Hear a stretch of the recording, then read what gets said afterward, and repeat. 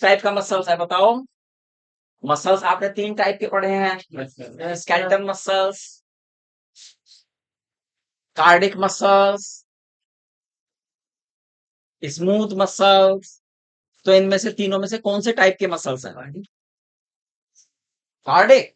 Cardiac muscle तो केवल heart का निर्माण करता है, कार्डिक मसल तो नहीं है वो, है स्मूथ मसल्स है वो, नहीं वो है स्केलेटन मसल्स। कौन से मसल्स हैं? डायफ्राम जो है स्केलेटन मसल है, वॉलेंट्री मसल्स है ना। हम चाहे तो अपने उस पे कंट्रोल कर सकते हैं, सांस रोक सकते हैं थोड़ी देर के लिए, लेना बंद कर सकते हैं ना। Yes sir. तो वॉलेंट्री मसल्स।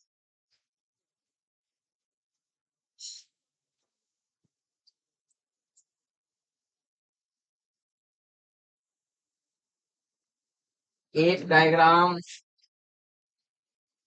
थोड़ा सा बना रहा हूं मैं, आप समझ जाएंगे इससे।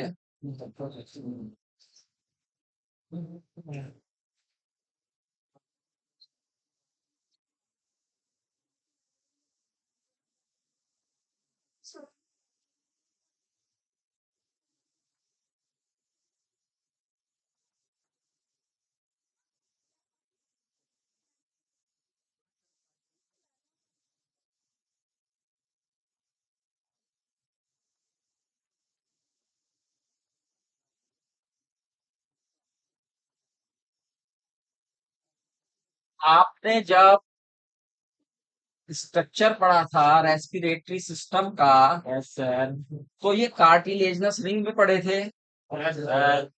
ये कहाँ तक पाए जाते हैं? प्राइमरी ब्रोंकस में होंगे ये, ट्रेकिया में तो है, प्राइमरी ब्रोंकस में होंगे ये, सेकेंडरी में कहाँ तक होंगे? इनिशियल टर्मिनल में होंगे ये, टर्मिनल ब्रोंक्यूल में ये केवल इनिशियल ब्रोंकल तक ये रिंग्स जाते हैं, यानी वहां तक हमारी कैपिलरी खुली रहती है। कैपिलरी क्या रहता है? खुली रहती है। ठीक।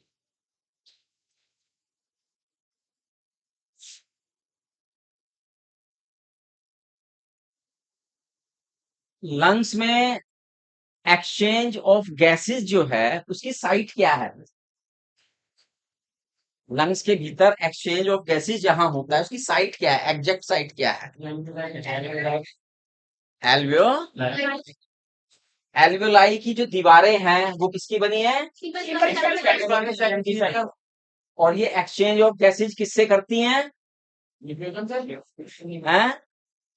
ब्लड वेसल कैसे करती हैं? ब्लड वेसल से। तो ब्लड वेसल्स की दीवार भी किसकी बनी हुई है? Simple squamous epithelium. एक स्क्वैमस एपिथीलियम ये है, एक स्क्वैमस एपिथीलियम ये है ब्लड वेसल्स का, और बीच में ये मीडियम है। क्या है? मीडियम। मीडियम है, यहाँ पर आरबीसी तैर रही। क्या तैर रही है बेटा? आरबीसी तैर।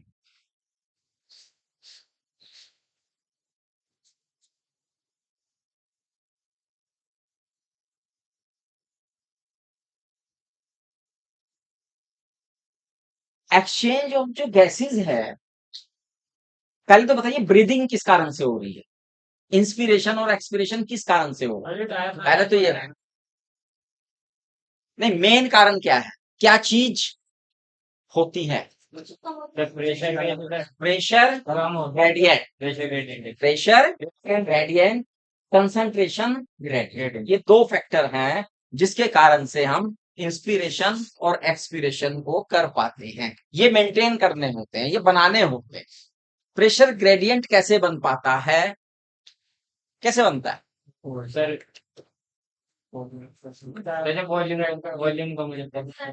वॉल्यूम कम हो जाता है तो क्या होता है? प्रेशर बढ़ जाता है, और वॉल्यूम ज्यादा हो जाता है तो प्रेशर घट जाता है। ठीक है, ऐसा ही होता है प्रेशर ग्रेडियंट क्रिएट करने के लिए है।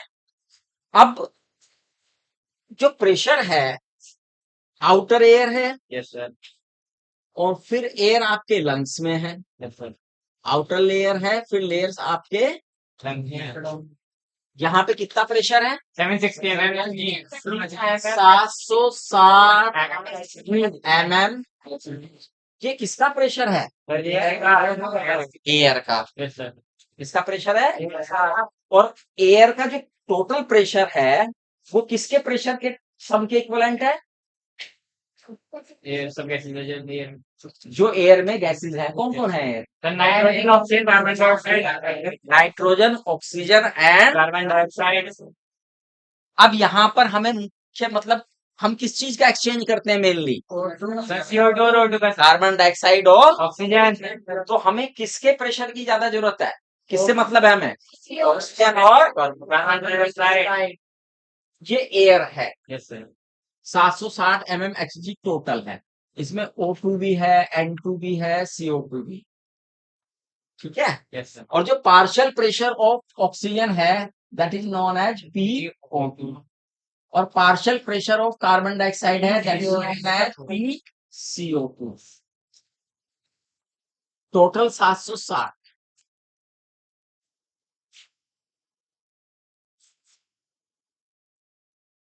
PO2 partial pressure of oxygen कितना होता है? 159 मिलीमीटर Hg। और CO2 का 0.3 mmHg। ये प्रेशर आ गई, कहाँ गई अब? एल्वेलाई में। एल्वेलाई में जब आ जाती है तो प्रेशर जब आ जाएगी यस सर, तो प्रेशर क्या हुआ? घटेगा। यस सर, क्यों घटेगा? सर क्योंकि वो जो अंदर की इंक्रीज होगी वॉल्यूम क्या हो गया? बढ़ गया। तो इसका प्रेशर क्या हो जाएगा? जाएगा सर। जब एल्वेलाई में आ जाएगी ये बेटा, यस तो सर। अब प्रेशर इसका 159 नहीं रहा है, उससे भी घट गया है। Yes sir. कितना हो जाता है? 104 104 मिलीमीटर Hg। ये तो हुआ PO2 का मान। यस सर, और PCO2 दोनों को दे 40 40 मिलीमीटर mmHg। मैंने बताया था डिपेंड करता है कई चीजों पर। अंदर कार्बन डाइऑक्साइड ज्यादा है। अच्छा, एक चीज और हमेशा ध्यान में रखनी है, अभी बताऊंगा वो कल नहीं, मैं बताइए, आज उस पे आएंगे हम। अब ये बताइए,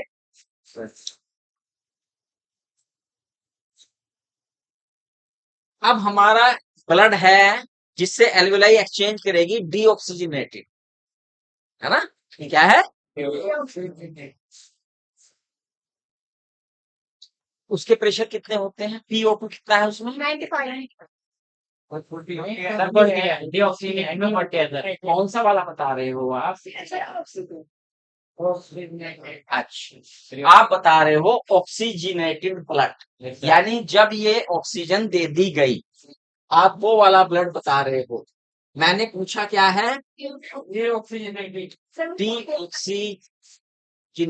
ब्लड कितना होता है? 40 डीऑक्सीजनेटेड ब्लड में PO2 कितना है बेटा?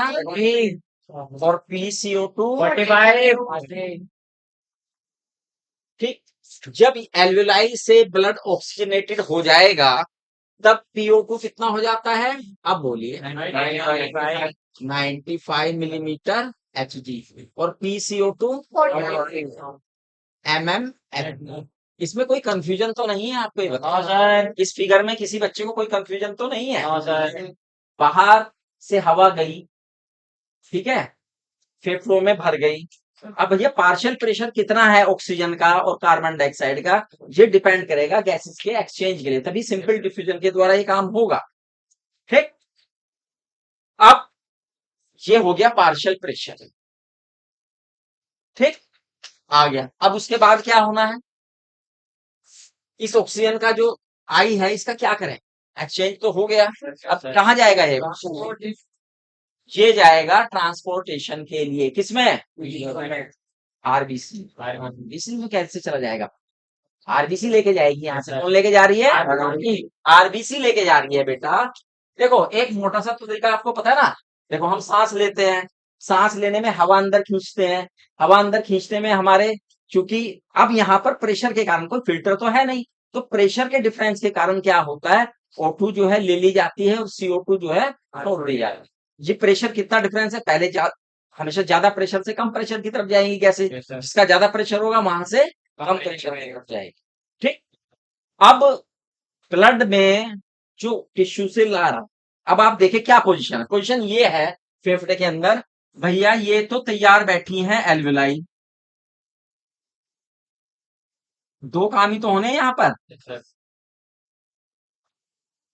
दो तरह का ब्लड होना है, इनमें तो डीऑक्सीजनेटेड ब्लड है जो टिश्यू से आया है, और जो डीऑक्सीजनेटेड ब्लड है उसमें पार्शियल प्रेशर अलग है, और जो ऑक्सीजन जो ब्लड आई है एयर से उसमें क्या है, अलग है। अब उस प्रेशर के कारण ऑक्सीजन आ गई आर्मी, अब वो ऑक्सीजनेटेड ब्लड, वो क्या बन गया, ऑक्सीजनेटेड ब्लड बन गया। ऑक्सीजन, तो ये सारा काम ब्लड में हो रहा है, कहने को ब्लड है लेकिन ब्लड के तो दो हिस्से हैं, एक ब्लड का प्लाज्मा और एक ब्लड की आर्मी।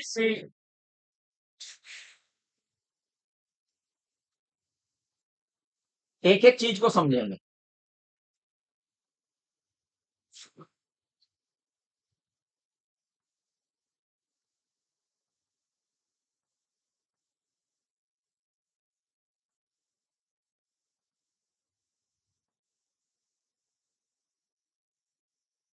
ट्रांसपोर्टेशन ऑफ ऑक्सीजन को समझेंगे, एक्सचेंज तो समझ लिया ना आपने, एक्सचेंज मैंने कल भी समझा दिया था आपको, अब ट्रांसपोर्टेशन पे जरा फोकस करेंगे। जब हम ट्रांसपोर्टेशन की बात करते हैं तो ट्रांसपोर्टेशन के लिए हमारे पास एक ऐसा पार्ट होना चाहिए ब्लड का जो उस ऑक्सीजन को ग्रहण कर सके, एक्सेप्ट कर सके। तो ब्लड में दो चीजें हैं मैंने बताया, एक आरबीसी है और एक ब्लड प्लाज्मा। ऑक्सीजन का मैक्सिमम ट्रांसपोर्टेशन किसके थ्रू होता है, आरबीसी के। लगभग कितना होता है, 7%। एनसीआरटी 97% बोलती है, और प्लाज्मा के थ्रू कितना होता है, 3%।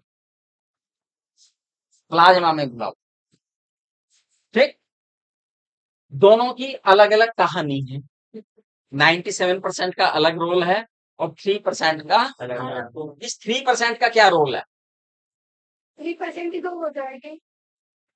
ये 3% का, पहले तो 3% का रोल बताइए क्या ये CO2 को है, ये CO2 को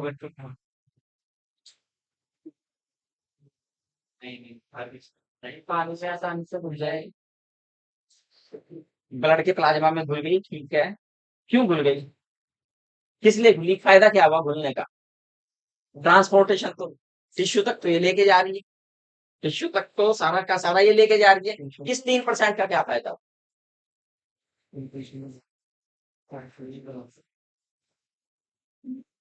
बताओ कौन बताएगा, ये 3% जो ब्लड के प्लाज्मा में घुली है ऑक्सीजन, इसका क्या रोल है, हैं? क्या करती है, नहीं, कोई बताएगा, हमने आपको बताया था कि ब्लड को एक पार्शियल प्रेशर ऑक्सीजन का और कार्बन डाइऑक्साइड का मेंटेन करके रखना पड़ता है। जो ये ऑक्सीनेटेड ब्लड है इसका जो पार्शियल प्रेशर आप बता रहे हैं 95 मिलीमीटर Hg, इसे मेंटेन करने के लिए भाई प्रेशर तो तभी मेंटेन होगा जब ऑक्सीजन होगी, अगर ऑक्सीजन नहीं होगी तो ये पार्शियल प्रेशर जो है वो 3% कौन, ऑक्सीजन जो ब्लड प्लाज्मा में है वो मेंटेन करके रखती है, क्योंकि ये तो लेन देन में खर्च हो रही है, ये तो लेन देन में खर्च हो रही, तो ये मेंटेन पार्शियल प्रेशर को मेंटेन करने का कार्य है, ठीक है।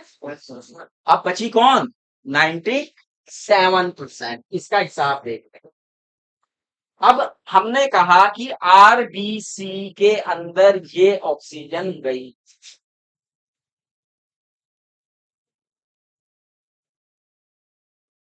आरबीसी की स्ट्रक्चर पता है सब बच्चों को?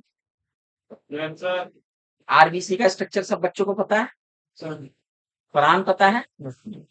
पक्का? क्या होता है आरबीसी? सर हीमोग्लोबिन होता है। और प्लेटलेट्स। प्लेटलेट्स होती हैं आरबीसी में।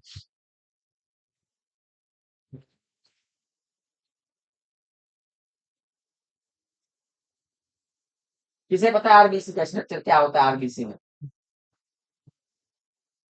हाँ, सभी प्रोटीन होगा और आयरन की होंगे सर। प्रोटीन होगा, आयरन होगा, तो हीमोग्लोबिन कह तो दिया उसने। तो इसमें अलग क्यों बोल रहे हो? और क्या होगा?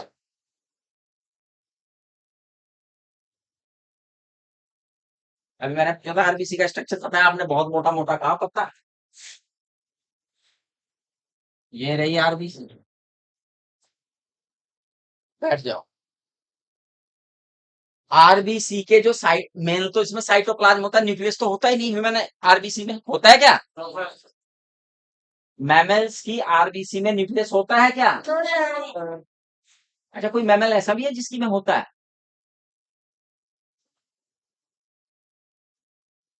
कोई मैमल ऐसा है जिसकी आरबीसी में न्यूक्लियस होता है? याद करो, याद करो। हैं? क्या बता? मैमल जिसकी आरबीसी में न्यूक्लियस होता है, मैमल। फ्रॉग एम्फीबियन है। मैंने कोई भी जंतु नहीं कहा, मैंने मैमल्स कहा। बताओ। ये याद होना चाहिए था इसका जवाब तुम्हें। किसी को नहीं याद आ रहा? Camel and llama. Camel and llama इनकी में होता है, लेकिन हम तो ह्यूमन की बात कर रहे हैं।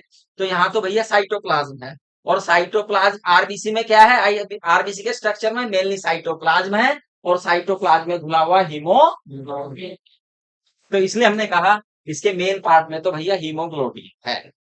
अब बात आ गई अब हीमोग्लोबिन का पोस्टमार्टम करेंगे।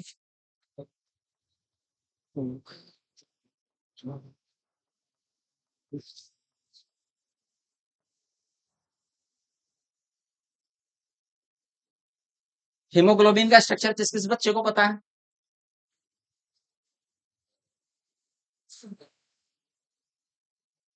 कई बार बता चुका हूं मैं।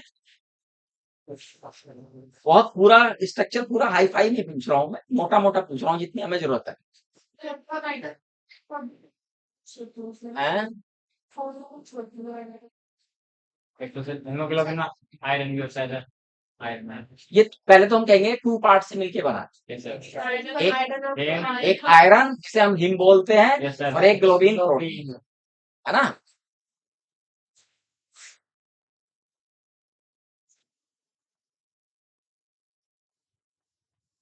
आयरन लिख देता हूँ या हीम लिख देता हूँ।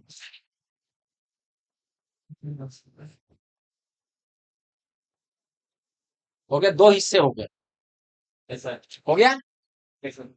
अब हमने कहा O2 एल्वेलाई में आई, एल्वेलाई से ब्लड में आई, ब्लड से तो आरबीसी में आई, आरबीसी में हीमोग्लोबिन, हीमोग्लोबिन में कर दिया हमने आगे जाके 2 हिस्से, एक हिम और एक ग्लोबिन।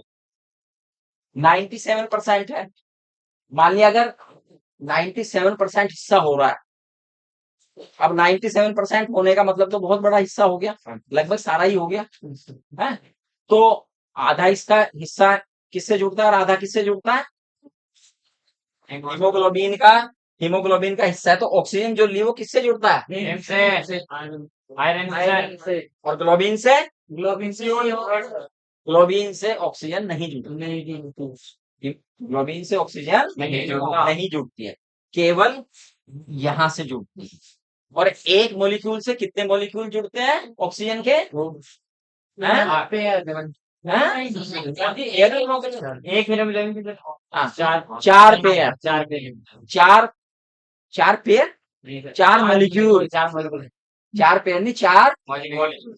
अब जो ऑक्सीजन है वो डाइएटॉमिक है। Yes, sir. कितनी है? Diatomic. एक एटम, उसके एक मॉलिक्यूल्स में कितने एटम होते हैं? दो. तो टोटल एटम तो 8 हो गए, Yes, sir. लेकिन मॉलिक्यूल कितने हैं? चार. चार ही। Yes, sir.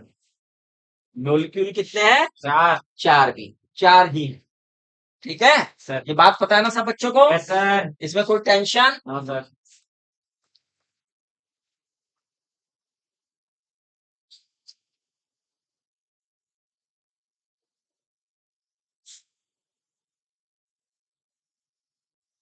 ये जो जुड़ना है हीमोग्लोबिन का Sir.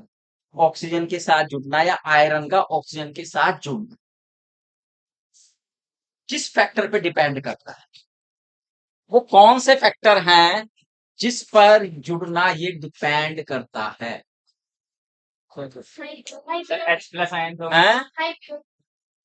High PO2, very good. Low PCO2, low hydrogen ion concentration no temperature. And low Temperature. Temperature. ये बातें बहुत अच्छी तरह से याद होनी चाहिए। Yes, sir. अच्छा, ये जो है ना हीमोग्लोबिन का ऑक्सीजन के साथ जुड़ना, ये पहले एक शर्त के साथ बंधा होता है, रिवर्सिबल, कि भाई ये रिएक्शन जो है रिवर्सिबल होनी है ना, ये शर्त पहली है, उल्टा होना है। ठीक, यहाँ तो जोड़ के चला गया ये। अब जिसका माल उठाया है, जहां जिसकी डिलीवरी है उसे देनी भी तो है Yes, sir. भाई। यहां से तो ऑक्सीजन बांध ली इसने, हीमोग्लोबिन ने, है ना। लेके जानी है एरोबिक रेस्पिरेशन के लिए, लेके जानी है किसके लिए? एरोबिक। अच्छा, एक चीज बताइए, ये आरबीसी बेचारी कौन है? RBC. आरबीसी है। ये ऑक्सीजन को बांध के लेके जा रही है अपने अंदर, जा रही है हीमोग्लोबिन के साथ, ये इस फॉर्म में। खाओ, टिश्यू में जाके क्या होगा वो अभी करूंगा मैं, लेकिन इसे भी तो ऊर्जा चाहिए ना, काम कर रही है ना ये, Yes, sir. इसे भी एनर्जी चाहिए। एनर्जी रेस्पिरेशन से ही आएगी इसमें, Yes, sir. है? ये कहां से ऑक्सीजन लेगी? इसे भी तो चाहिए ऑक्सीजन, ये क्या बांटती रहेगी? इसे नहीं चाहिए ऑक्सीजन, है? चाहिए कि नहीं चाहिए? Yes, sir. Yes. भाई सीधा सिद्धांत है, काम कर रहा है तो एनर्जी चाहिए। एनर्जी चाहिए, एनर्जी तो सेल को कैसे मिलती है? रेस्पिरेशन से मिलती है। रेस्पिरेशन करेगी तो एनर्जी लेगी, रेस्पिरेशन नहीं करेगी तो एनर्जी नहीं लेगी। तो इसमें से कुछ एनर्जी खानी भी तो चाहिए इसे, इसे खुद भी तो चाहिए एनर्जी, तो कहां से लेगी एनर्जी? कौन देगा? बता, तुम्हें बताना ही पड़ेगा। अपने साथ से भी ऑक्सीजन ले गया तो उसमें से अपने पास है। आप ये तो कह सकते हैं लेनी चाहिए, मैं ऐसा सोचता हूं, लेगी का मतलब तो आपने पढ़ लिया कहीं ये बात, बताना पड़ेगा। ये जिससे मैं पूछूंगा उसे बताना पड़ेगा। दोनों इल्माएं बताएं।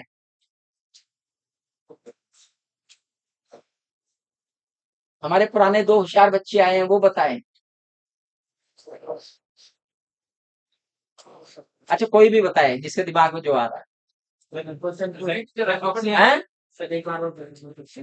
क्वेश्चन एक बार और रिपीट करूं? बेटा ये आरबीसी है, ये ऑक्सीजन लेके जा रही है।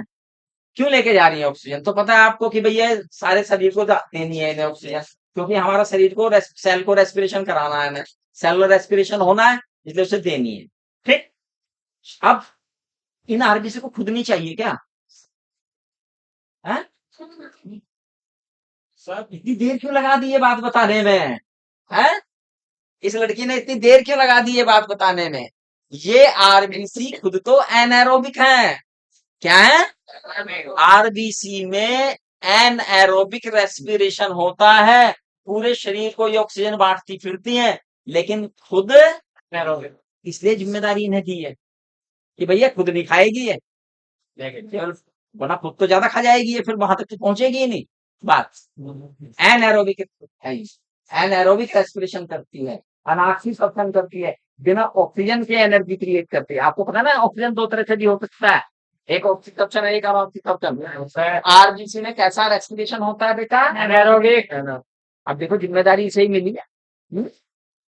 चलिए, अब ये लेकर पहुंच जाती है कहाँ? टिश्यू। टिश्यू के अंदर पहुंच गई, जहां टिश्यू में क्या भरा पड़ा है? कैसा ब्लड? डीऑक्सीजनेटेड ब्लड भरा पड़ा है। कौन सा ब्लड भरा पड़ा है? जिसमें PO2 40 है और PCO2 45 है। अब भाई मसल्स कहेंगे हमें दो ऑक्सीजन, तो वो कौन से फैक्टर हैं? वो कौन से फैक्टर हैं जो हीमोग्लोबिन को या ब्लड को या आरबीसी को मजबूर कर देंगे टिश्यू को ऑक्सीजन रिलीज करने के लिए?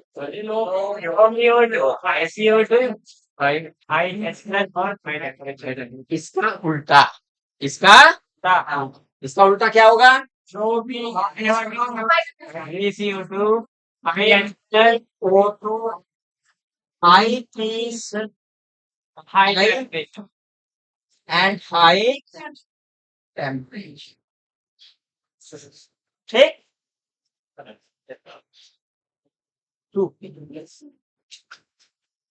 डिसोसिएशन हो गया। क्या हो गया? डिसोसिएशन।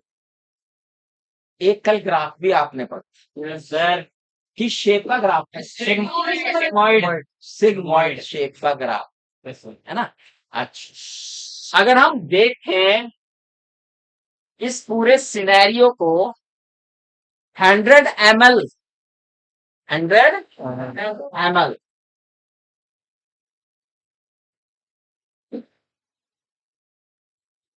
हीमोग्लोबिन लेके तो जाता है 20 ml ऑक्सीजन को टोटल, लेकिन रिलीज जो करता है केवल 5 ml। रिलीज कितनी होती है? 5 ml ऑक्सीजन इज रिलीज।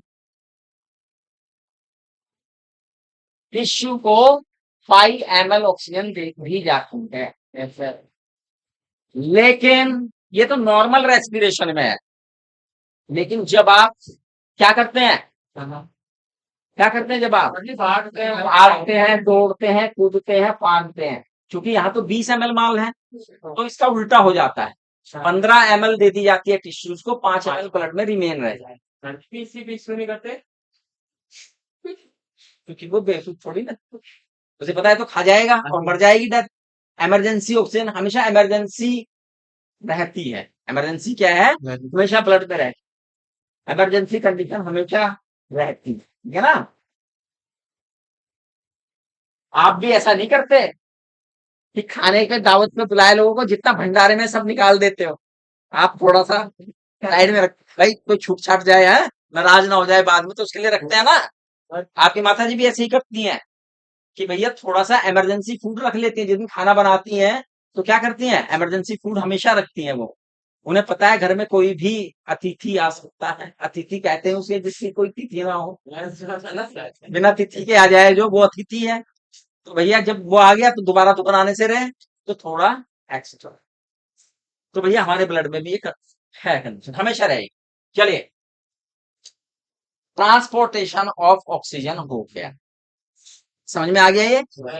अब दूसरा किसका ट्रांसपोर्टेशन है? Carbon dioxide. अब कार्बन डाइऑक्साइड के जब हम ट्रांसपोर्टेशन की बात करते हैं, अब यहाँ पे ऑक्सीजन की जगह CO2 आ जाए,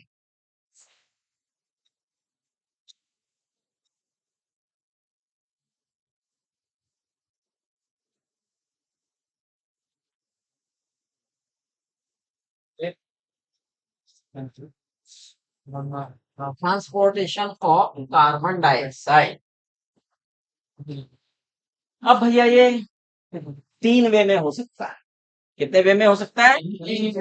3 तरह से कार्बन डाइऑक्साइड का ट्रांसपोर्टेशन होता है।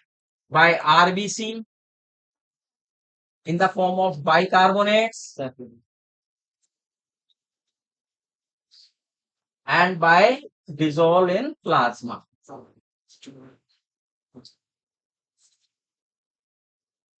आरबीसी के थ्रू कितना है? 20 से 25%। 20 से 25%। 25%। बाइकार्बोनेट के लिए कितना? 70%। और प्लाज्मा के लिए कितना है? 7%।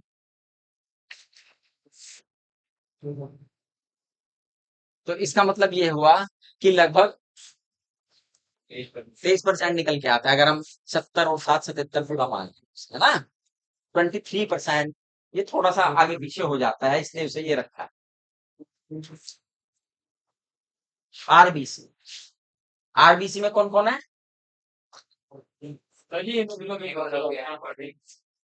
आरबीसी में हीमोग्लोबिन, और हीमोग्लोबिन में कौन है? हिम और ग्लोबिन। हिम का काम तो निमट गया, अब आ गया ग्लोबिन। ग्लोबिन क्या है? प्रोटीन है, इसमें एमिनो एसिड है, एमिनो ग्रुप है। तो इस एमिनो ग्रुप के साथ ही कार्बन डाइऑक्साइड जुड़ती है, इसलिए इसे क्या कहते हैं? इसलिए क्या नाम दिया गया इसे?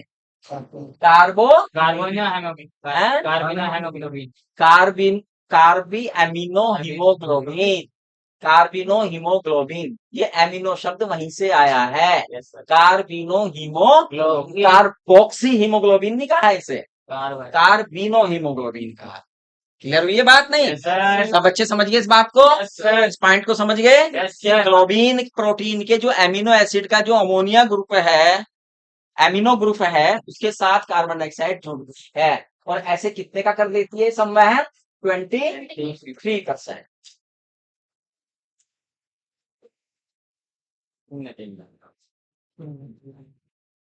लेकिन अभी बड़ा हिस्सा तो शेष बचता है, कितना है? 70% हिस्सा है।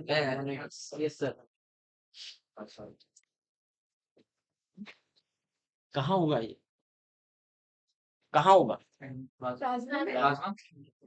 में तो होगा, लेकिन पहले कहाँ जाएगी? देखो, कार्बन डाइऑक्साइड की जो सोलिबिलिटी है ना, वो उससे 25 से 30 टाइम मोर है ऑक्सीजन से। ठीक है ना, घुलनशीलता इसकी ज्यादा है, तो ज्यादा CO2 घुल के आ जाती है आरबीसी। इसमें आ गई आरबीसी।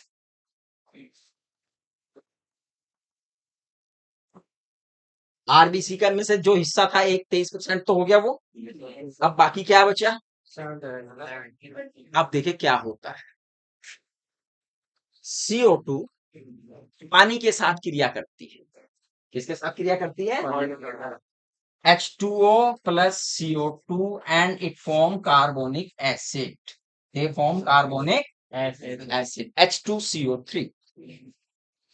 क्या बना लेती है? ये H2CO3 फर्दर टूट जाता है हाइड्रोजन आयन एंड बाइकार्बोनेट। ये काम तो होता है किसमें? आरबीसी। उसके बाद होता ये है बेटा, ये जो बाइकार्बोनेट है, ये आरबीसी की दीवार से बाहर आ जाते हैं, किसमें? Blood plasma.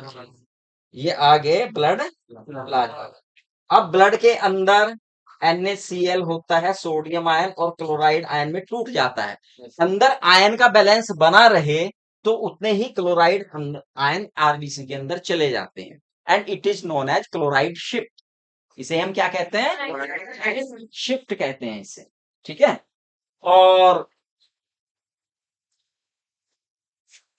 अब ये बाइकार्बोनेट जो ब्लड प्लाज्मा में आ गए, क्या आ गए? बाइकार्बोनेट ब्लड प्लाज्मा में आ गए, तो इस फॉर्म में CO2 जो है ट्रांसपोर्ट होती है। ठीक, अब एक और प्रश्न, जो 7% है वो पानी में घुल के जाती है, जो प्लाज्मा का वाटर है, जो प्लाज्मा का, इस जानते हो इस पूरे को एक हार्मोन है जो रेगुलेट करता है। एनसीईआरटी की किताब खोलो, उसमें एक इक्वेशन दी हुई होगी, कार्बनिक anhydrase carbolic anhydrase. Carbolic anhydrase enzyme जो है, इस पूरी की पूरी क्रिया को क्या करता है? रेगुलेट करता है, नियंत्रित करता है। आपके सामने एक प्रश्न आएगा, आपने कहा पूछ सकते हैं आप कि जी बाइकार्बोनेट डायरेक्टली ब्लड प्लाज्मा में क्यों नहीं टूट गया, पहले आरबीसी में गया और फिर प्लाज्मा में क्यों आया? डायरेक्ट तो हो सकता ना। Yes, sir. उसका सीधा सा कारण ये है बेटा, ये एंजाइम जो है कार्बोनिक एनहाइड्रेट आरबीसी के भीतर होता है ज्यादा मात्रा में, प्लाज्मा में बहुत थोड़ा सा होता है। ठीक, इस कारण से ये क्रिया होती है। समझ में आ गई ये बात? किसी बच्चे को नहीं आई तो पूछे। क्लियर हो गया? Yes, sir. अब भैया ये आ जाएगा कहाँ? ये ब्लड कहाँ आ जाएगा? एल्विलाई में पहुंच जाएगा। एल्विलाई में पहुंचने के बाद concentration of carbon dioxide, partial pressure of carbon dioxide इसकी एक्सचेंज करा, ये क्या करा देता है? एक्सचेंज करा देता है। और ये CO2 एल्विलाई में रिलीज कर दी जाती है। CO2 किसमें रिलीज कर दी जाती है? एल्विलाई। जिस प्रकार से 100 ml 5 ml O2 दे रही है, उसी प्रकार से कार्बन डाइऑक्साइड में 100 ml 4 ml को डाल। ठीक है, ये आंकड़े भी याद कर लेंगे, आपकी एनसीईआरटी की बुक में दिए गए हैं, इन्हें अच्छी तरह से याद करेंगे। ये रखे हैं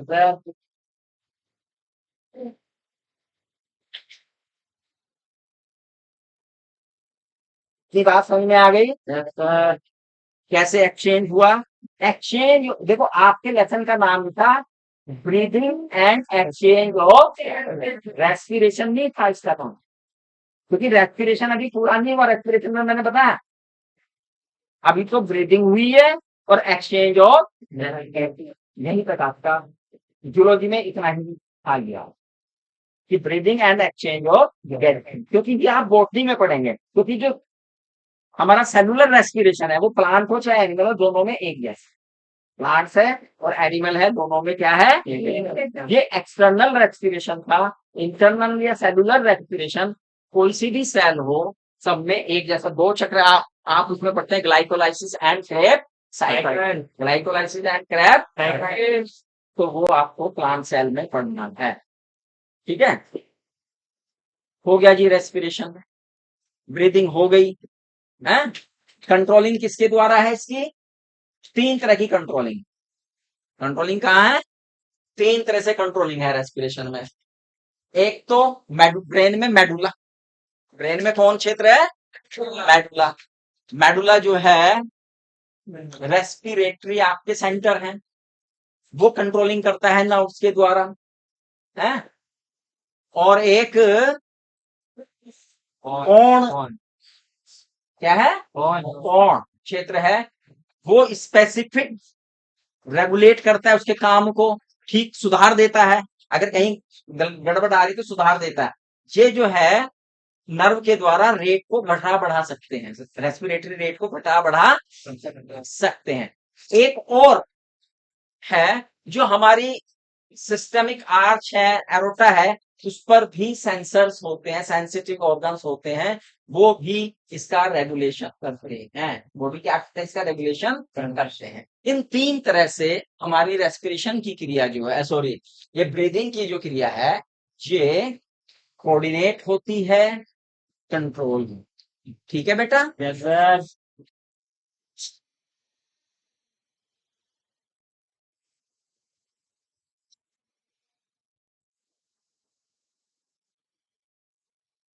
कभी कभी,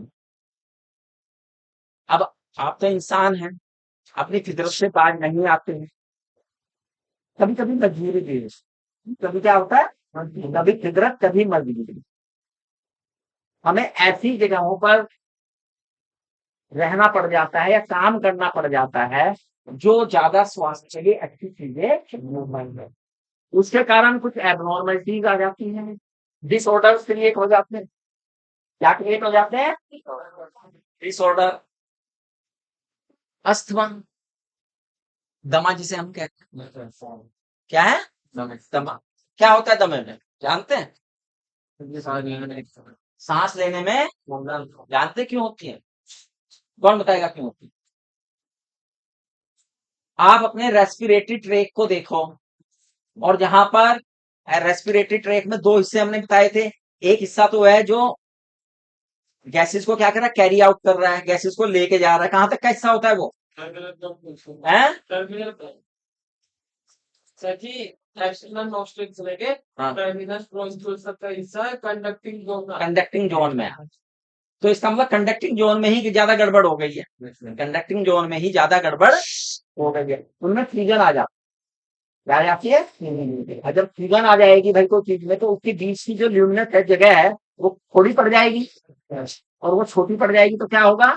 ऑक्सीजन कम रह जाएगी, तो आपकी सांस फूलने लगेगी। आपका शरीर क्या मांगेगा? ऑक्सीजन।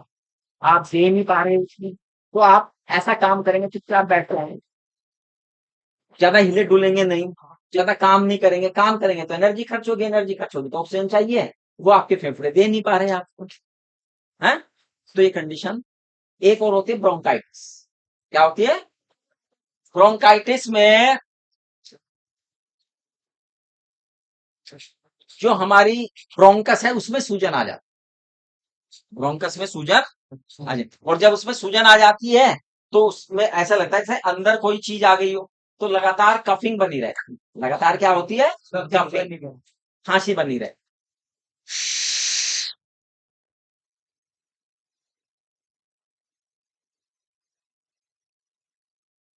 अब आप सुन रहे हैं?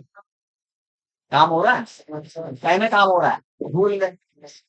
इसका हम डस्ट के कारण है ना? लगातार हम मजबूरी है इनकी।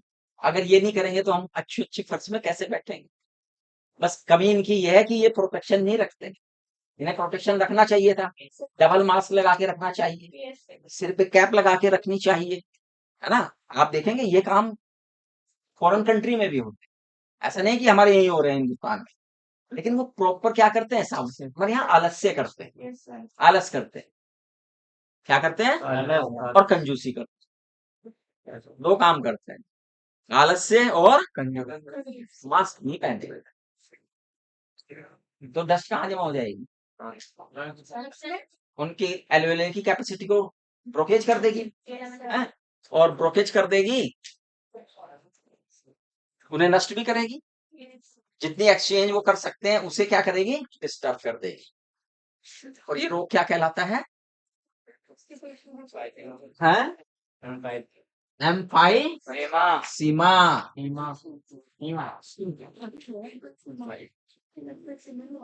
जो हमारे पुरुष बच्चे हैं, पुरुष है, क्या है? पुरुष, ज्यादातर पुरुष, महिलाएं बहुत कम है इसमें, ज्यादातर पुरुष हैं। क्या करते हैं? स्मोकिंग करते। क्या करते हैं? करता है कोई बच्चा? यहाँ है कोई बच्चा ऐसा?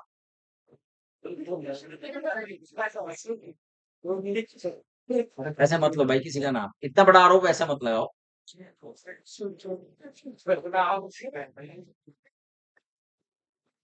तो बेटा, smoking is injurious to health कहा जाता है ना? Yes sir.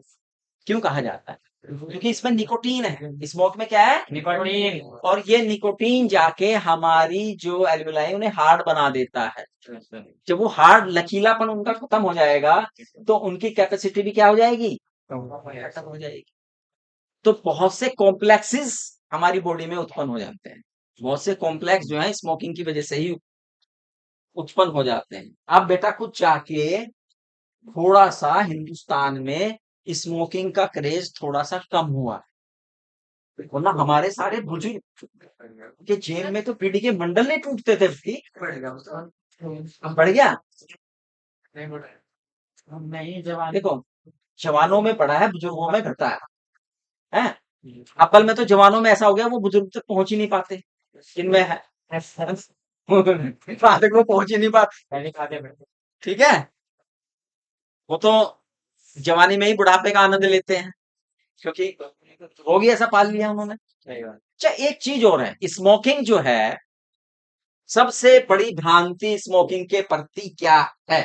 सबसे बड़ी भ्रांति जो मर्द बच्चे स्मोकिंग करते हैं, वो करते हैं स्मोकिंग करने से मर्द बच्चा बना। हाँ, एक सर जी वो आता है है ना, कि भैया ये एक सिंबल है, स्टेटस सिंबल है स्मोकिंग करने का।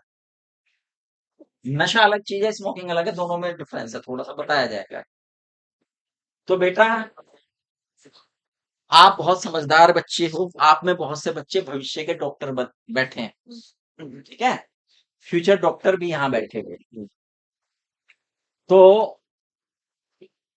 स्मोकिंग जो कर रहा है उसे तो लॉस कर ही रहा है वो, लेकिन जिसपे धुआं जा रहा है उसे भी वो लॉस कर रहा है, यस सर क्योंकि धुआं जिसके ऊपर जा रहा है उसे भी लॉस कर रहा है। भारतवर्ष तो वैसे ही धूल मिट्टी धुएं का देश है। Yes. बड़ी मुश्किल से तो गृहिणियों के हाथों से धुएं से मुक्ति दिलाई उन्हें, एलपीजी गैस में लाए हम, है ना, वरना बेचारी गोबर के उपले, लकड़ी, इतना धुआं उन्हें झेलना पड़ता था भोजन बनाने के लिए। दुनिया और पुरुष जो है खेतों में काम करके मैनुअली पावर करके धूलों में लथपथ, तो दोनों धूल, तो आपने देखा होगा, पहले जो है लंग्स के पेशेंट बहुत ज्यादा हो जाते थे, ऊपर से स्मोकिंग का रोग, तो जिंदगी धुआं ही धुआं है, जिंदगी क्या है, धुएं में ही उड़ जाती है। तो ये स्मोकिंग अगर कोई करता है या करने की सोच रहा है, गलती से भी मत सोचना और मत करना जीवन में। सर एक सवाल हाँ पूछो। कि गांव में चलता है देसी हुक्का और सब्जी एक होता है फ्लेवर वाला, हाँ तो क्या सर जी ये भी दोनों नुकसान, एक तो नुकसान देगा ही देसी वाला, क्या सर जी फ्लेवर वाला भी देगा?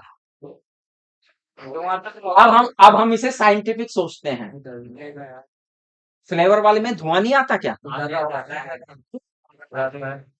तो फिर ये कंफ्यूजन अपने दिमाग से मिटा दो कि वो धुआं नुकसान करेगा, वो धुआं नुकसान नहीं करेगा। स्मोक इज स्मोक, स्मोक तो ठीक है, तो मुझे करेगा, तो मत पालिए ये रोग। यस सर हाँ ये छोटे वाले को अगर हैं सिगरेट बनाने का तो धुएं वाले को उसको तो ये वाले जैसे छोटे गया ना धुएं वाले को, तो वो मेले में गया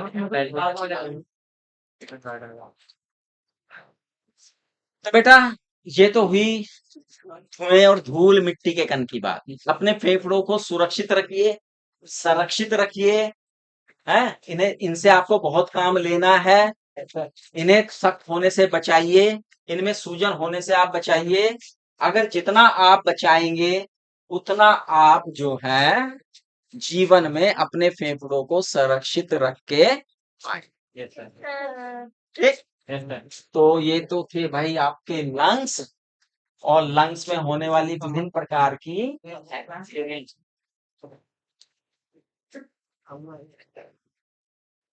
पढ़ लिया सब बच्चों ने, अच्छी तरह से समझ में आ गया है। अरे हाँ, कुछ वॉल्यूम्स रह गए, यस यस यस, बिल्कुल ठीक, कैपेसिटी एंड वॉल्यूम रह गए, उन पे भी जरा दृष्टि डाल लेते हैं।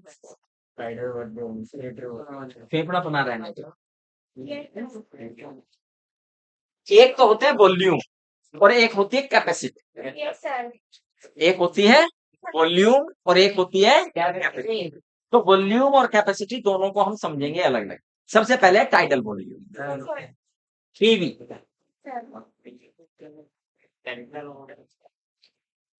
सामान्यतः एक बार में जो आप एयर अपने लंग्स में इंस्पायर करते हैं या एक्सपायर करते हैं, इंस्पिरेट करते हैं या एक्सपीरिएट करते हैं, उसकी जो क्वांटिटी होती है वॉल्यूम में, वो कहलाती है टाइडल वॉल्यूम। Yes, sir. और ये होती है 500 500 एम।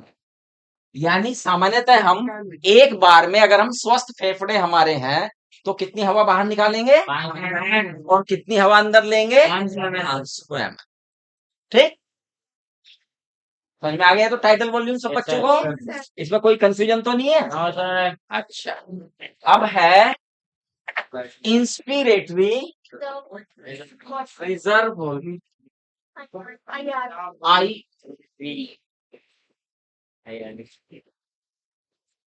इसके अलावा ये तो हम कर ही रहे हैं, इसके अलावा कितनी हम सांस अपने अंदर मैक्सिमम खींच सकते हैं?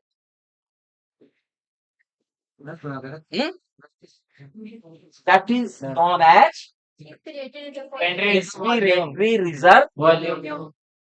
एक स्वस्थ व्यक्ति के लिए इसकी वैल्यू होती है 2500 ml से 3000। हाँ?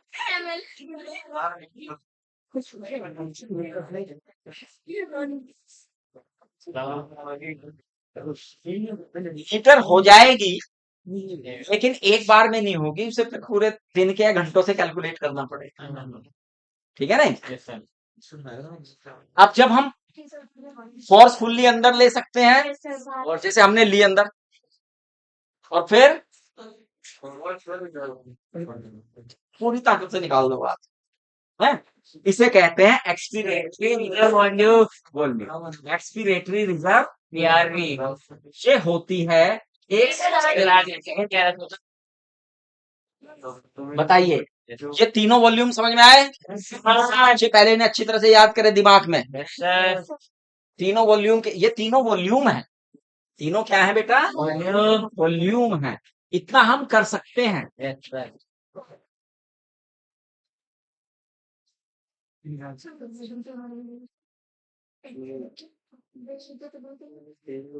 एनसीईआरटी में ना ये जो वैल्यू है 1 मिनट में भी दे रखी है। 1 मिनट में हम कितने से कितनी बार सांस लेते हैं? 12 से 16 बार। तो 12 पंजे 60, 6000। लो लिमिट से करेंगे से मल्टीप्लाई, 6000 से 8000, वो इस तरह से आ जाती है। ठीक है, वो 1 मिनट में भी दे रखी है। क्लियर होगी ये बात? अब हम करेंगे कैपेसिटी। क्या करेंगे? अच्छा हाँ, एक चीज रहेगी, रेजिडुअल वॉल्यूम आर।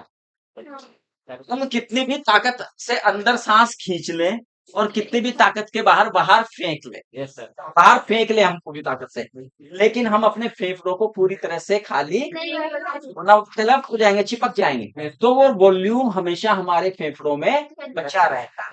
और इसकी वैल्यू होती है 1100 से 1200, यानी इतनी एयर तो हमारे फेफड़ों में लगातार रहेगी, हमेशा रहेगी। रेजिडुअल वॉल्यूम तो रहेगा, है ना?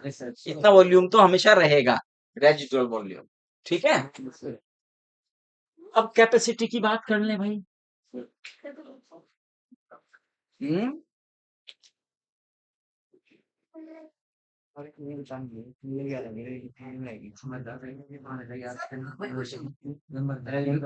बोलो।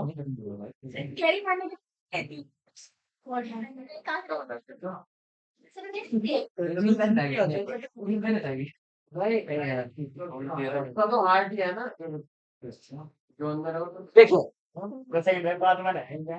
मरने के बाद इस संसार में 2 तरह की डेथ होती है। 2 तरह से डेथ को होना माना जाता है कंफर्म, या तो ब्रेन मर जाए या हार्ट। कुछ लोग ब्रेन जब डेड हो जाता है तो डेथ मान लेते हैं, कुछ हार्ट की डेथ हो जाती है तो डेथ मान लेते हैं। ठीक, अब ये जो वॉल्यूम है कौन सा? रेजिडुअल। ये तब तक बाहर नहीं आएगा जब तक आपके लंग्स को कोई नुकसान नहीं होगा, रप्चर नहीं होगा। आप गुब्बारे में हवा बांध के फेंक रख दें, ठीक है नहीं? ये तो हार्म तब तक नहीं करेगी जब तक उसे रप्चर ना किया जाए, कुछ उसके अंदर पंचिंग ना हो, इतनी तो रहेगी। कैलोप्स नहीं हो, फेफड़ा कैलोप्स नहीं हो। फेफड़ा कैलोप्स, हाँ कैलोप्स तब होना शुरू हो जाएगा जब हमारी लंग्स भी मर जाएंगे और उसकी सेल जो है चिपकनी शुरू हो जाएंगी आपस में। जब चिपकनी शुरू हुई वो, तो ये हवा बाहर निकलनी शुरू हो जाएगी। ठीक है नहीं? अब हम कैपेसिटी पे आए। Yes sir. यानी कहने का अभिप्राय ये है, चिपकना जरूरी है। आपको मरने के कितनी देर बाद चिपक रहे हैं ये अलग। कैपेसिटी, क्षमताएं। क्षमताएं तो कई तरह की हो सकती है। एक क्षमता तो वो है जो आप कितना अंदर खींच सकते हैं, Yes, sir. एक क्षमता वो है आप कितना बाहर निकाल सकते हैं। ठीक है, तो पहले तो इन्हीं क्षमताओं की बात करें। तो सबसे पहले आती है inspiratory capacity IC See. Inspiratory capacity, IC IC. IC क्या होती है ये? सर इंस्पिरेटरी कैपेसिटी है टोटल वॉल्यूम से हम कितनी इंस्पायर कर सकते हैं? अब ये कैपेसिटी जो है इन वॉल्यूमों पे ही आधारित होंगी। Yes, sir. ये कैपेसिटी जितने वॉल्यूम हम ले दे सकते हैं इन पे ही आधारित होंगी कैपेसिटी है। तो यानी कितनी हवा हम अंदर ले सकते हैं। यस सर दिमाग लगा देखो, अब एक बार फिर सुन लो, मैंने कहा था ध्यान से सुन ले सब बच्चे, और फिर उसके बाद दिमाग लगाना। अब मैं पूछूंगा, क्योंकि कैपेसिटी जब पूछने की बात आएगी तो मैं तो कहूंगा कि ये इसमें कितनी हवा अंदर है। पहले सुन लो ध्यान से एक बार, ये यहीं पे ध्यान डाल लो। जो ये समझ जाता है वो उसकी समझ में वो आ जाते हैं, जो ये नहीं समझ पाता उसकी समझ में वो भी नहीं आता। ये वो वॉल्यूम है जो सामान्यतः हम एक बार में लेते और देते हैं। आईआरवी हम पूरी फोर्सफुली अंदर ले लेते हैं, उसके अलावा हम फोर्सफुली बाहर कर देते हैं। इसके अलावा वो 500 ml तो अलग ही, भी तो अलग है ही, और ये वो वॉल्यूम है जो हमेशा रह जाता है। ठीक, अब IC inspiratory capacity. Yes sir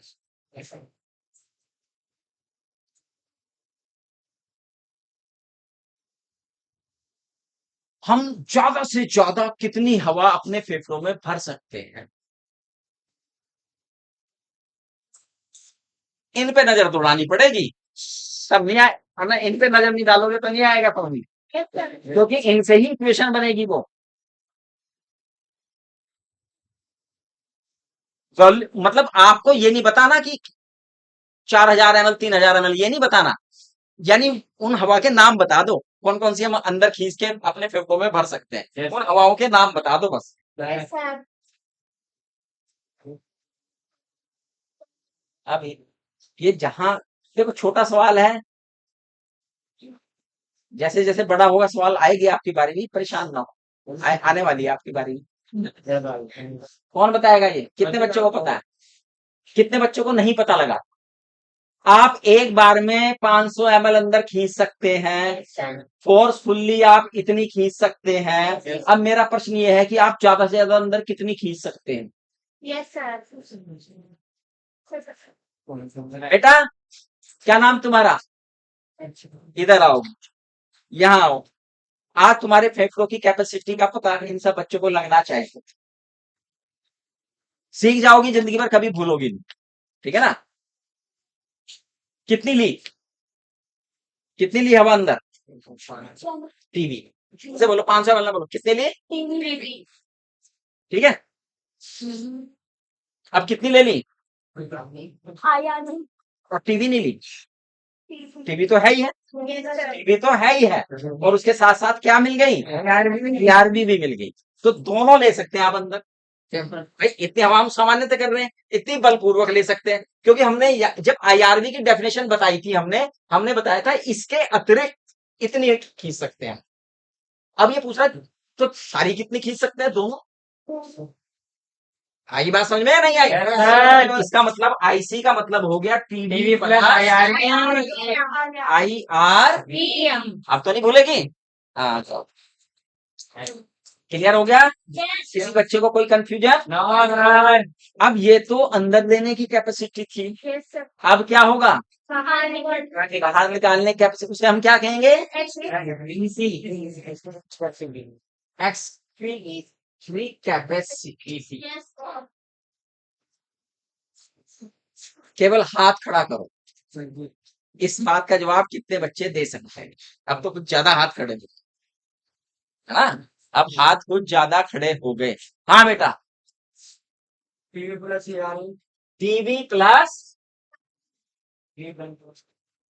E R, ठीक है इस बच्चे की बात? वेरी गुड, बिल्कुल ठीक है, बैठ जाओ। इतनी हवा हम मैक्सिमम बाहर खींच, यस सर ठीक? ये भी हो गया, ये भी हो गया, क्या रह गया? Vital capacity. Vital capacity. क्या रह गया बेटा? वाइटल कैपेसिटी से पहले एक वो फंक्शन रेजिडुअल कैपेसिटी कहाँ गई? फंक्शन रेजिडुअल कैपेसिटी, समझिए। Yes, sir. हमने ये पढ़ा, Yes, ये पढ़ा और ये पढ़ा। yes, sir. हमने ये ले लिया, ये ले लिया, ये भी तो इसके जैसा भी तो आना चाहिए यहाँ पर। Functional residual capacity.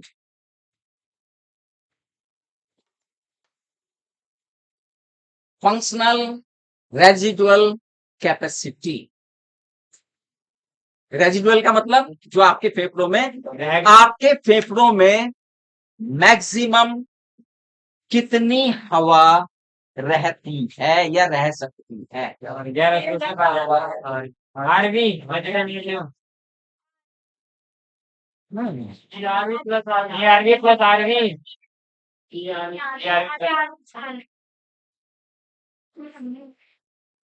कितनी हवा रहती है?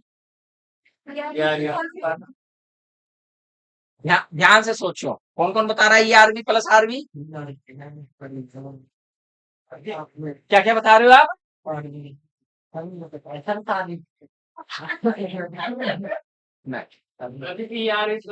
जब हम किसी हवा को क्या कर दें, बाहर निकाल और फोर्सफुल्ली बाहर निकाल, आफ्टर दैट कितनी हवा हमारे फेफड़ों में बचती है?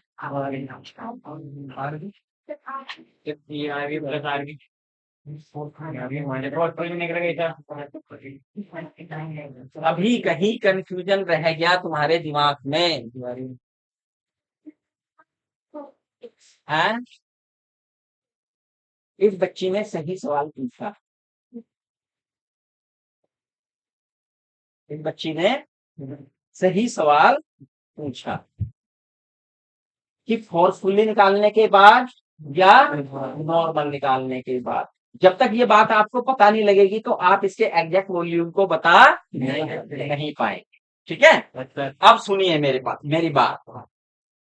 F R C vital capacity and total lungs capacity, volume नहीं, अब टोटल लंग्स कैपेसिटी, ये तीन कैपेसिटी आपकी बचती हैं। इन कैपेसिटी को आप डेफिनेशन सहित बहुत अच्छी तरह से पढ़ के आएंगे। ठीक है, क्योंकि ये तीन कैपेसिटी हमारी ये और इनसे निकलेगी।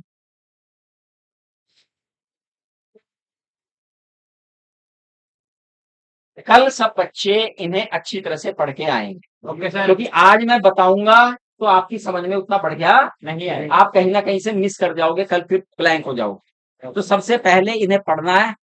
ये तो सिंपल वॉल्यूम है। ये तो क्या है, ये तो समझ में आ गए होंगे। इतनी हवा हम निकालते हैं, इतनी हम लेते हैं, इतनी फोर्सफुली अंदर ले सकते हैं, इतनी फोर्सफुली हम बाहर कर सकते हैं। टोटल इतनी अंदर हमारी कैपेसिटी आ सकती है, टोटल इतनी कैपेसिटी बाहर आ रही है। तो बिल्कुल सिंपल। इसके बाद आता है कॉम्बिनेशन। अब आता है कॉम्बिनेशन। अब कॉम्बिनेशन जब आता है तो एक बार बेटा पढ़ के आना जरूरी है। डेफिनेशन भी पढ़ के आएंगे और डेफिनेशन पढ़ लेना। बाकी तो आपको डेफिनेशन पढ़ते ही आप अपना फार्मूला बना लेंगे। ठीक है, डेफिनेशन पढ़ते ही आप अपना फार्मूला बना लेंगे। और ध्यान रखना, इस बच्ची ने जो सवाल पूछा है उस पर ध्यान रखना कि जब आप डेफिनेशन याद कर रहे हैं तो उससे पहले फोर्सफुली शब्द है या नॉर्मल है, उसी पे सारा दारोमदार है। जो भी है तीनों में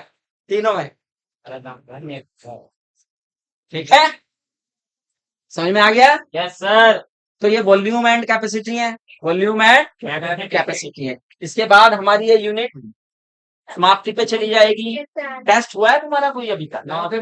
For example, एक भी टेस्ट आज तक आपका नहीं हुआ और इसका ले लो सर, है?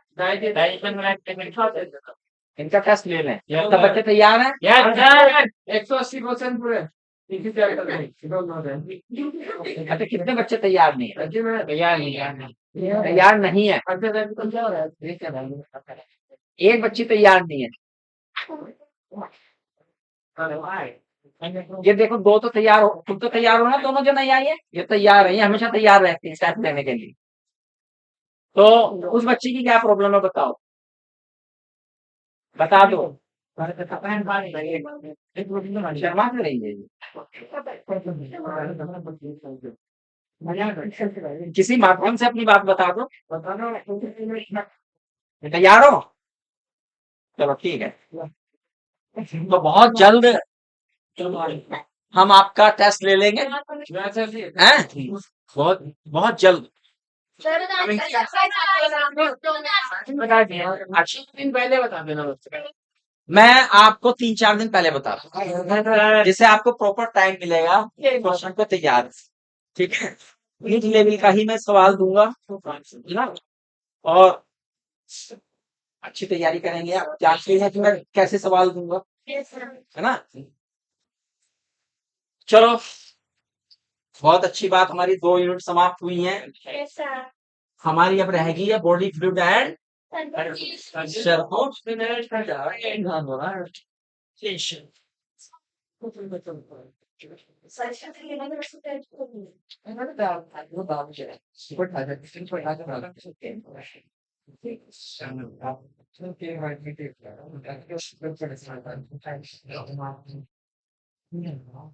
फरहान,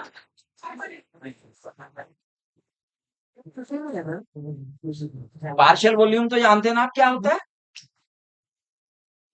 आज क्लोराइड शिफ्ट भी एक टर्म हमने इस्तेमाल की, उसे जानते हो? बहुत इफेक्ट भी हमने कहा आज, पढ़ाया बहुत इफेक्ट है।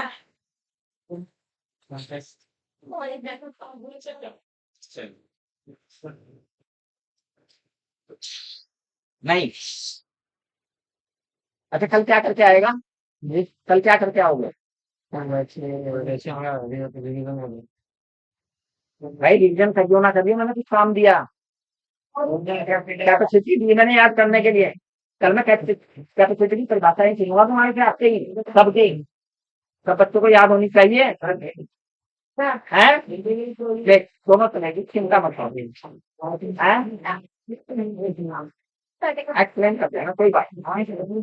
जरूरी नहीं है कि आप बिल्कुल सबको में उसे डिफाइन करो, आप उसका मतलब बता दीजिए ये और ये होगी, ठीक है? देखो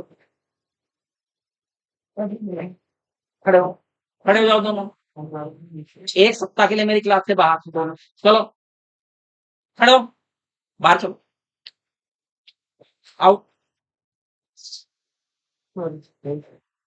नहीं, आपको मैंने एक बार देख के इग्नोर कर दी कि मैंने कहा शायद ठीक हो जाएंगे, इन्होंने मुझे देख लिया हो, लेकिन आप फिर भी लगे पड़े, है ना? एक को अलग अलग बैठो, दो मतलब एक वहां बैठो एक वहां बैठो, चलो ठीक है, बदले तुम अच्छा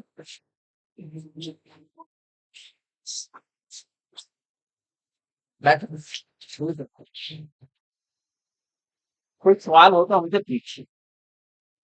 कहाँ टाइम है तुम्हारे पे ऐसे काम करने का? इसका मतलब मस्करी करने आ रहे हो तुम, अगर इतना टाइम है तुम्हारे पास तो, है ना? ठीक है, और कोई सवाल? हाँ क्योंकि हमने पढ़ा था एपिग्लोटिस, ग्लोटिस का, तो ग्लोटिस का वो होता था कि रबल जिससे ग्लोटिस बना। अक्सर ग्लोटिस मैंने एक उसमें पढ़ा था श्लोक में कि एपिग्लोटिस है वो लैरिंक्स का वो होता है। तो दोनों एक ही तो बात है, लैरिंग्स का जो छेद है उसे ही ग्लोटिस कहते हैं, लैरिंग्स का जो छेद है उसे ही क्या कहते हैं, और उनके ऊपर एपिग्लोटिस है। तो आपने कहीं गलत नहीं पढ़ा, दोनों बातें सही हैं, बस आप हाँ कंफ्यूजन था कि ये दोनों आपस में कहाँ जुड़े हैं। ठीक है बच्चों, चलिए पढ़ते रहिए, है ना? और पढ़ाई पे फोकस, है ना? फोकस कहाँ करना है? पढ़ाई पे। और टेस्ट में अब अच्छे नंबर लाना, टेस्ट से हमें पता लगेगा कैसे होगा टेस्ट, और टेस्ट में हम नकल नहीं करने देते, है ना? आगे पीछे बहुत दूर दूर बिठा देते हैं। जिन बच्चों से नकल करने की उम्मीद होती है उन्हें तो हम अलग कमरे में बिठा देते हैं और बाकी सबको एक तरफ बिठा देते हैं। हमें पता लग जाता है किसकी नकल कौन कर सकता है ना? तो दोनों को फायदा देते हैं। पर कभी चक्कर होता है कि लिखा हुआ था एडिंग डिफिनेशन डायरेक्टली देगा हैं? के साथ में लिखा हुआ था एडिंग डायरेक्टली देगा लड़की आवाज पहले तो और कंटिन्यू अच्छा डायरेक्टली देगा इनडायरेक्टली देता हूँ